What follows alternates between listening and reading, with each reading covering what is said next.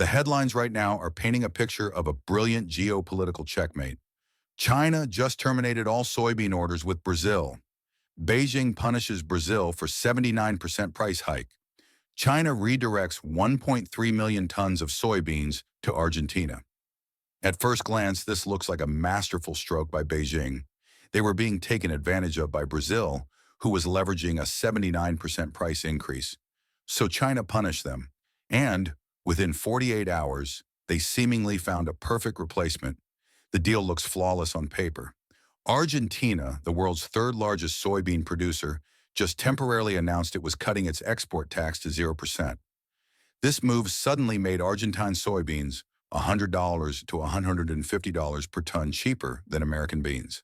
China gets exactly what it wants: a new cheap supply of soybeans and a powerful weapon to punish Brazil. It's a perfect solution. But here is what the headlines are not telling you. As an investigative journalist, my job is to find the story behind the story. And when a deal looks this good, this fast, it's almost always a trap. China didn't just buy 1.3 million tons of soybeans. They just bought 1.3 million tons of risk. Today, we are going to investigate the Argentina Time Bomb. We are going to decode the massive, fact-checked economic and logistical risks that no one is discussing. This is the plus 130% value that the original report completely missed. And I will show you why this perfect solution is, in fact, a desperate gamble, one that exposes a fatal weakness in China's entire global strategy. Section 1.2, The Prelude, Brazil's Failed Gamble. To understand why China took this risk, we have to understand the prelude, Brazil's 79% gamble. For years, especially after the US-China trade war, Brazil stepped in to replace the American farmer. They became, as the original report called it, China's giant money printing machine. They were shipping 70 million tons, 80 million tons. They were the undisputed king of the market. And they let it get to their heads. They started to believe they were irreplaceable, so they gambled.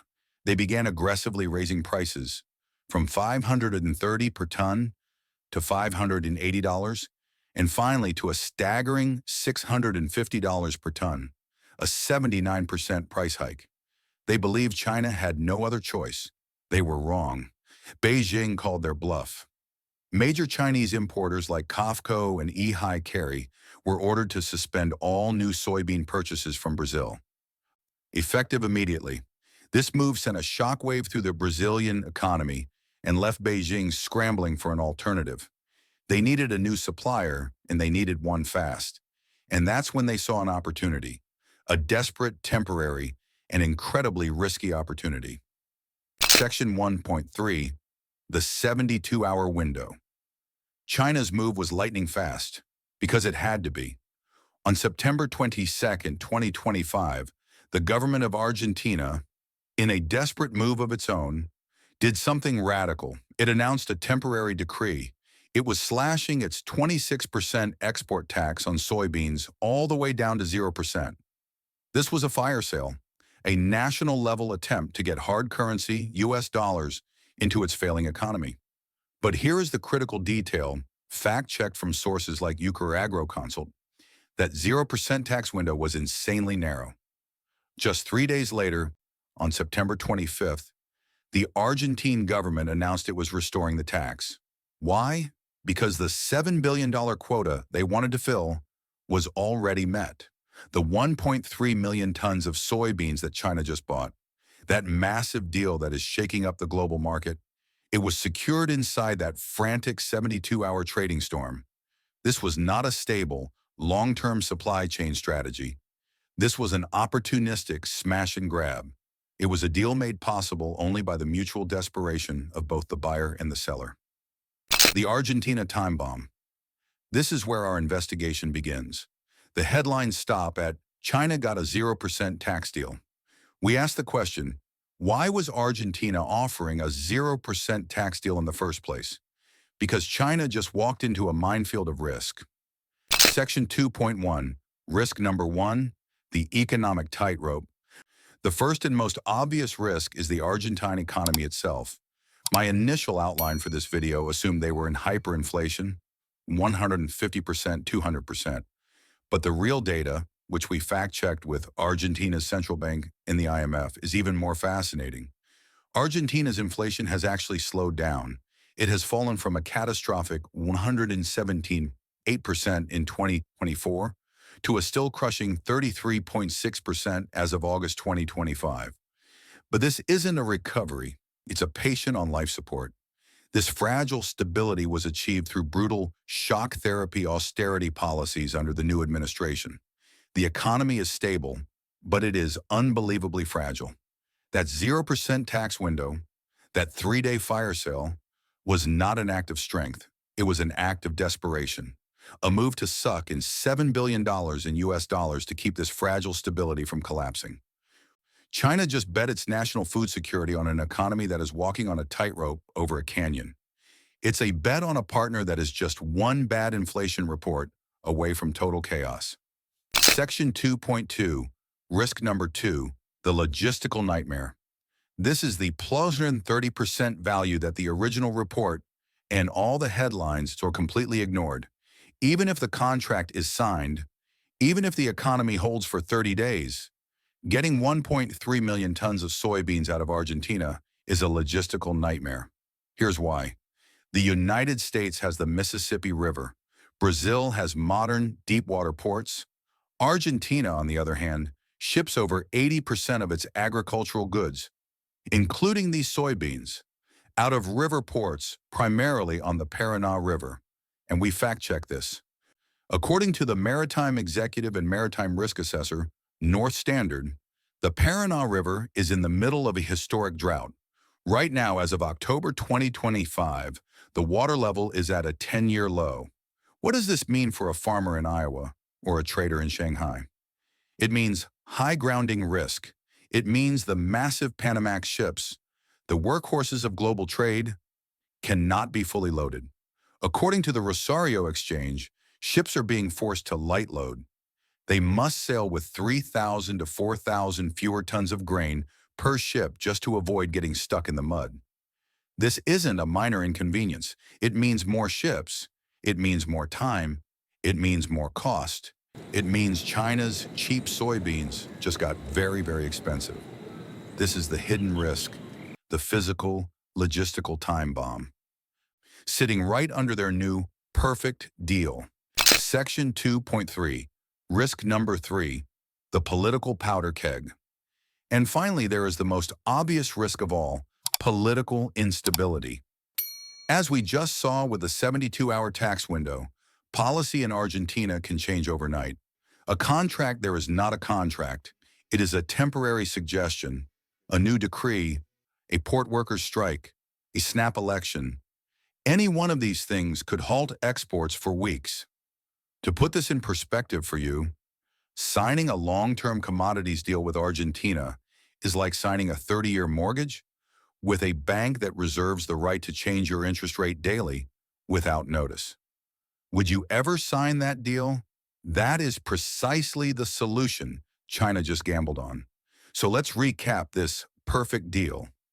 China has avoided Brazil's 79% price hike, only to sign a 3-day, desperation-fueled contract with an economically fragile partner who is battling 33.6% inflation and whose main export route is literally drying up. This was not a smart move. This was a trap. China's real motive. Section 3.1, decoding the real tactic. This brings us to the final, most important question. Why would Beijing, a government famous for being risk-averse, intentionally walk into this obvious trap? The answer is the core of our thesis today. They know all of this. They know the 3-day window. They know the river is dry. They know the economy is fragile. The Argentina deal was never a long-term strategy. It was a short-term tactic. Beijing didn't need the 1.3 million tons of soybeans from Argentina. They needed the announcement of the 1.3 million tons of soybeans. This entire move is a piece of psychological theater. It is a calculated high-risk gambit designed to create a price war. China is using Argentina as a pawn to send a message. Section 3.2, the two-front war. This tactic is designed to fight a war on two fronts. Front number one, Brazil. The announcement of a 0% tax deal, even a temporary one, is a direct threat to Brazilian exporters. It's a warning shot. It's designed to scare them into dropping that 79% price hike immediately. It's Beijing saying, "We will light our money on fire in Argentina before we pay your price." Front number two, the United States. This is the most critical part. This move is a direct message to American farmers and American negotiators. And this message, this psychological gambit, was timed perfectly. Section 3.3, the real-time urgency. Because this isn't just a random week in October, this is not happening in a vacuum. As we speak, today, October 30th, 2025, President Trump and President Xi are holding a bilateral meeting. We have confirmed this. The meeting is happening right now on the sidelines of the APEC summit in South Korea. This is not a coincidence. This is geopolitical hardball. China is using this high-risk Argentina card at the negotiating table today. The message to the United States is cold and clear. We see you have soybeans in storage.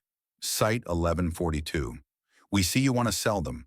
Site 1203. But we just found a new supplier at 0% tax. You want to sell your inventory? Give us a better price. Give us a cheaper price. China is using the threat of this unstable, high-risk deal to strong-arm both of its other suppliers, Brazil and the U.S., into a race to the bottom. Section 3.4, Conclusion and Resonance. In the end, China's pivot to Argentina was not a smart move.